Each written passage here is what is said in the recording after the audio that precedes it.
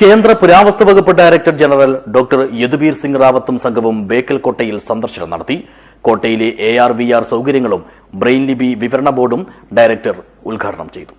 This news sponsored by Manual Silks, Mega Mall, Main Road, Kanyangad. Also at Kannur, Irati and Pattambi.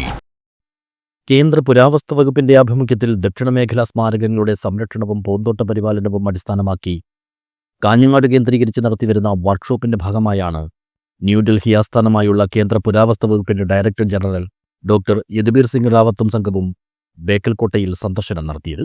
വകുപ്പിന്റെ തൃശൂർ സർക്കിളിലെ superintending archaeologist Vijayakumar S. Nair, conservation ASI director Bhima Asmira എന്നിവരും സംരക്ഷണ വിദഗ്ധരും വർക്ക്ഷോപ്പിൽ പങ്കെടുത്തവരുമാണ് സംഘത്തിൽ ഉണ്ടായിരുന്നത്. സന്ദർശനത്തോടനുബന്ധിച്ച് കോട്ടയുടെ പരിസരത്ത് പ്രായോഗികമായി ഉപയോഗിച്ചിരുന്ന കുമ്മായത്തിന്റെയും മറ്റ് വസ്തുക്കളുടെയും പരമ്പരാഗത തയ്യാറാക്കൽ സംബന്ധിച്ച് പ്രായോഗിക പരിശീലനം നൽകി.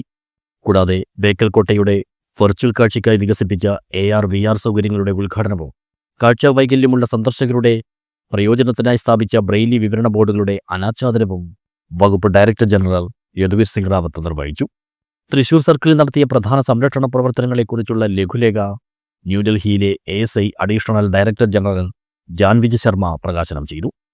പുരാതന സ്മാരക സംരക്ഷണത്തിലെ മികച്ച രീതികൾ അടിസ്ഥാനമാക്കിയുള്ള പഠനത്തിനും അറിവ് പങ്കിടലിനും ശക്തമായ ഊന്നൽ നൽകിക്കൊണ്ട് പങ്കെടുക്കുന്നവരുടെ പ്രൊഫഷണൽ കഴിവുകളും പ്രായോഗിക പരിജ്ഞാനവും വർദ്ധിപ്പിക്കുക എന്നതാണ് ഫീൽഡ് തല വർക്ക്ഷോപ്പിലൂടെ കേന്ദ്ര പുരാവസ്തു വകുപ്പ് ലക്ഷ്യമിടുന്നത്. News bureau, Uduma.